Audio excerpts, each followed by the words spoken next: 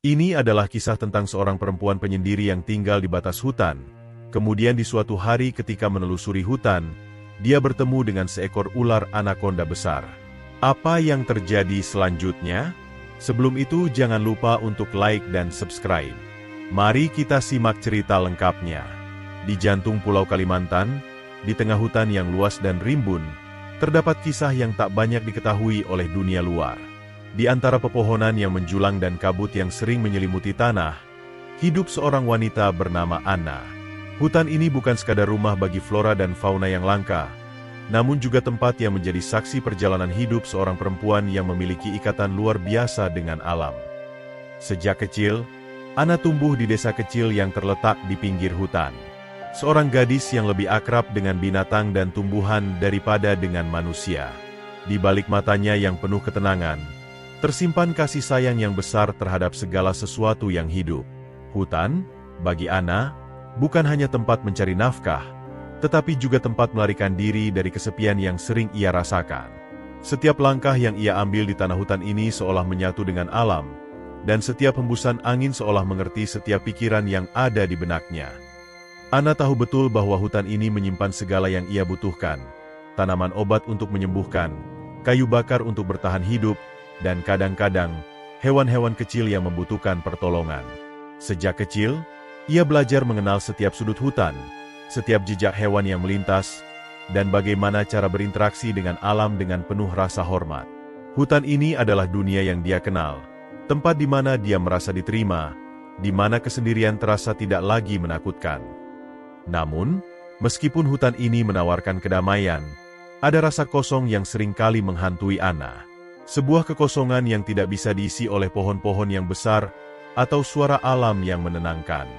Sebuah rasa kesepian yang lebih dalam dari yang bisa dia jelaskan. Seperti ada bagian dari dirinya yang selalu mencari sesuatu yang lebih dari sekadar kehidupan yang ada. Di tengah kesunyian hutan Kalimantan yang begitu mendalam, Anna menemukan sesuatu yang akan mengubah hidupnya selamanya.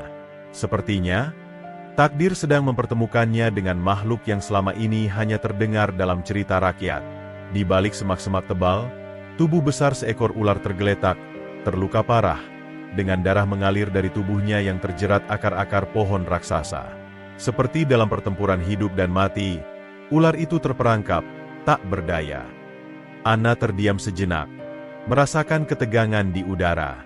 Meskipun ular itu berukuran besar, jauh lebih besar dari ular-ular yang biasa ia temui di hutan, hati Anna tetap tergerak. Ia bisa merasakan rasa sakit makhluk itu, bisa merasakan perjuangannya untuk bertahan hidup. Tanpa ragu, ia melangkah mendekat, meskipun naluri manusiawi bisa saja menakutinya. Namun, bagi Anna, hutan ini adalah rumahnya, dan setiap makhluk hidup di dalamnya layak untuk diselamatkan. Meski tahu akan ada bahaya besar, Anna mengabaikan rasa takut. Dalam sekejap, pikirannya hanya dipenuhi satu tujuan, menolong makhluk yang terperangkap ini. Ia tahu, jika tidak segera diselamatkan, ular itu tidak akan bertahan lebih lama. Dengan hati-hati, Anna memutuskan untuk membebaskan ular itu dari jeratan akar yang mengikat tubuhnya. Setiap gerakan dilakukannya dengan hati-hati, tidak ingin membuat luka-luka itu semakin parah. Anna tahu bahwa ular ini bukan ular biasa. Ukurannya jauh lebih besar, dan tubuhnya yang kuat seharusnya bisa menjadi ancaman jika ia merasa terancam. Namun, saat matanya bertemu dengan mata ular itu, ada kedalaman yang tak bisa dijelaskan. Sebuah keheningan, sebuah kesepakatan tidak terucapkan antara mereka. Ular itu tampak pasrah, seolah tahu bahwa Anna adalah satu-satunya harapan untuk bertahan hidup. Selama berhari-hari, Anna merawat ular itu dengan penuh perhatian. Ia memberikan ramuan penyembuh dari tanaman hutan yang ia kumpulkan sendiri. Setiap malam, ia duduk di dekatnya, berbicara lembut. Meskipun tahu ular itu tak dapat memahami kata-katanya. Namun, sesuatu yang aneh terjadi. Ular itu mulai meresponsnya, tidak lagi menunjukkan tanda-tanda agresi, melainkan membiarkan Anna merawatnya. Seakan ular itu mengerti bahwa ia adalah penyelamatnya. Dalam keheningan malam, Anna sering berbicara pada ular itu, menceritakan kehidupannya yang penuh sepi, tentang kesulitan-kesulitan hidupnya, dan tentang perasaan terisolasi yang selalu ia alami. Meskipun ular itu tidak dapat berbicara, Anna merasa seperti ada seorang teman yang mendengarkan dengan penuh perhatian, teman yang tidak pernah menghakiminya, yang selalu ada di sampingnya. Setelah hari-hari penuh ketegangan dan kecemasan, Anna selalu merawat ular itu dengan penuh perhatian. Setiap langkahnya dipenuhi ketelitian, seperti seorang penyembuh yang tahu betul bahwa tidak ada yang lebih penting dari kesejahteraan makhluk yang ia rawat. Meskipun ular itu bukan hewan yang biasa ia rawat, Anna tahu bahwa penyembuhan membutuhkan lebih dari sekadar ramuan. Ia juga membutuhkan waktu, perhatian, dan kasih sayang. Anna tidak hanya memberikan perawatan fisik, tetapi juga perhatian penuh dari hati. Setiap malam, sebelum tidur, ia berbicara pada ular itu, membisikkan kata-kata lembut seolah-olah ular itu bisa mendengarnya.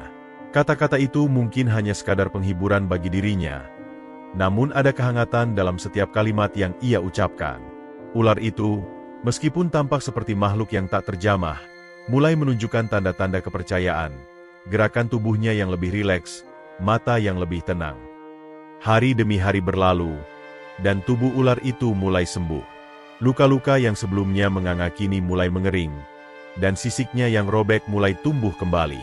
Namun, lebih dari sekadar fisik yang pulih, ada sesuatu yang lebih dalam yang mulai terjadi. Ular itu, yang dulu tampak liar dan tak terkendali, kini mulai menunjukkan tanda-tanda bahwa ia mulai menganggap Anna sebagai bagian dari hidupnya.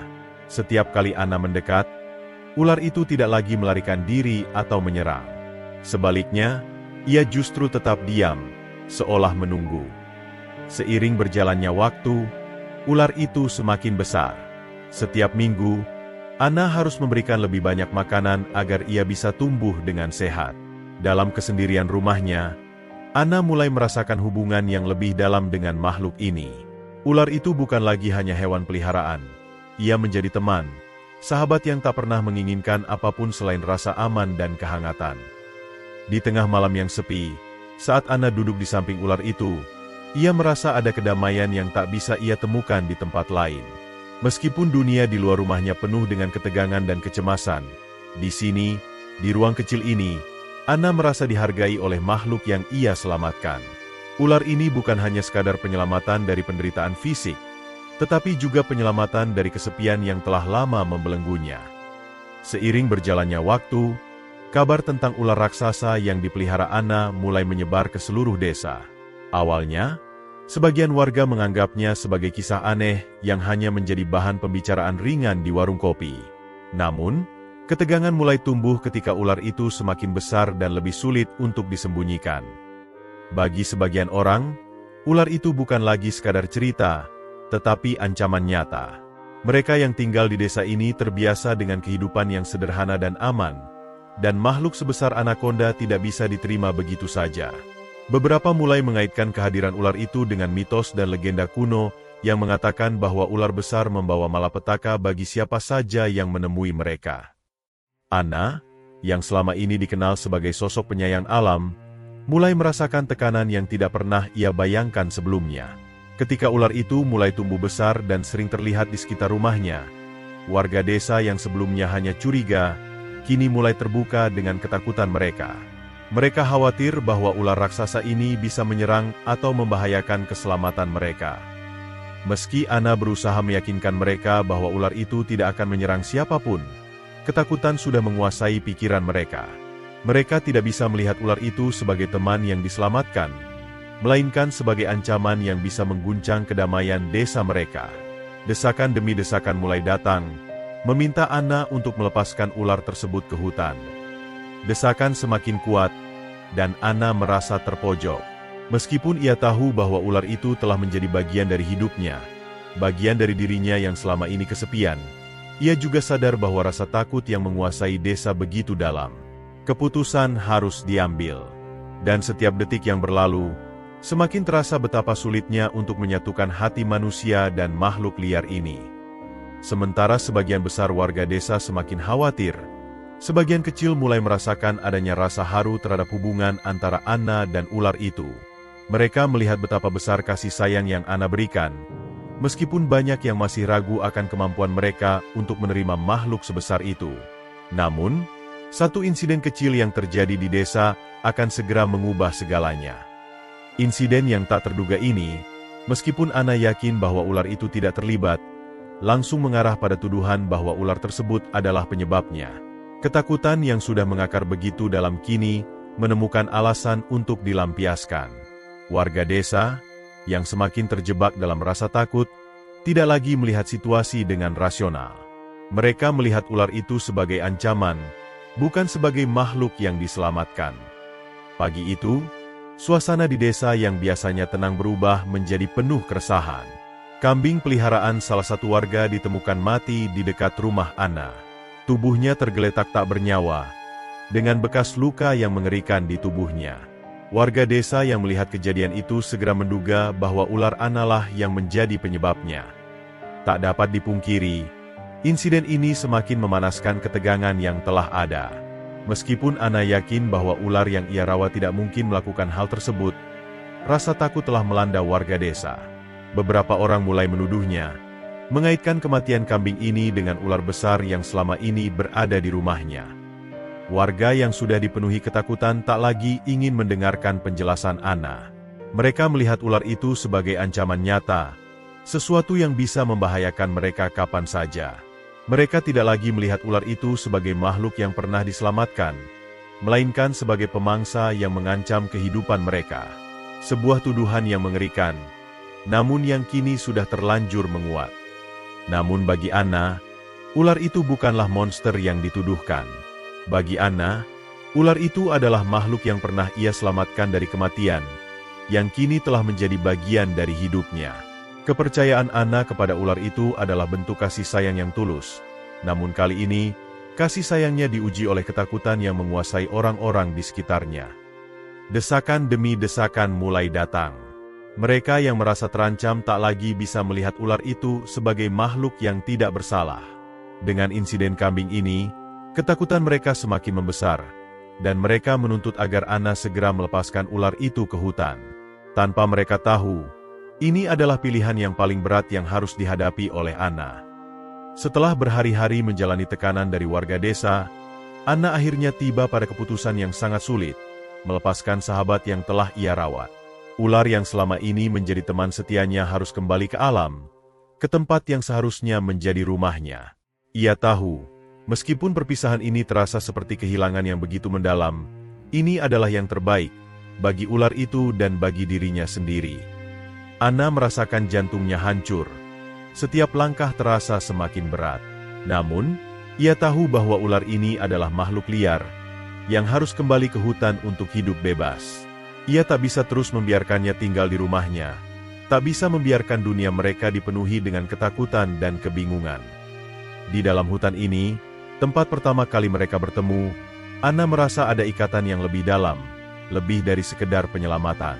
Ular ini bukan hanya makhluk yang ia rawat, tetapi juga bagian dari hidupnya, teman sejati yang tidak pernah menghakimi, tidak pernah meninggalkannya. Ana berhenti di sebuah clearing, tempat yang tenang, jauh dari jejak manusia.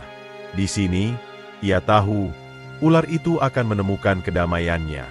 Dengan tangan yang gemetar, ia menoleh ke belakang, menatap mata ular itu, seolah berbicara tanpa kata-kata, mengucapkan perpisahan terakhir. Dengan langkah perlahan, Ana mengucapkan kata-kata yang tidak terdengar, hanya angin yang menjadi saksi bisu. Dalam hatinya, ada sebuah rasa yang tak terungkapkan. Cinta yang tulus, kepercayaan yang mendalam, dan kesedihan yang begitu nyata. Perpisahan ini terasa sangat berat, tetapi Ana tahu bahwa ia telah melakukan yang terbaik. Tidak hanya untuk ular itu, tetapi juga untuk dirinya sendiri. Seiring ular itu menghilang di balik pepohonan, Ana mengalirkan air mata terakhirnya, bukan karena penyesalan, tetapi karena cinta yang telah ia berikan dengan tulus. Dengan setiap langkah yang diambil Ana, ia tahu bahwa hidupnya akan selalu dipenuhi dengan kenangan tentang sahabatnya yang luar biasa. Sebuah ikatan yang tak akan pernah terputus oleh waktu, karena cinta sejati tidak membutuhkan kata-kata, hanya pengertian dan kasih sayang tanpa syarat. Walaupun perpisahan itu menyakitkan, Ana tahu bahwa ia telah memberi yang terbaik. Sebuah cinta tanpa syarat, yang tak mengikat, tetapi membebaskan. Di balik setiap kenangan, Persahabatan itu hidup selamanya dalam hati Ana. Terima kasih telah menonton. Jangan lupa untuk like, komen, dan subscribe. Sampai jumpa di video berikutnya.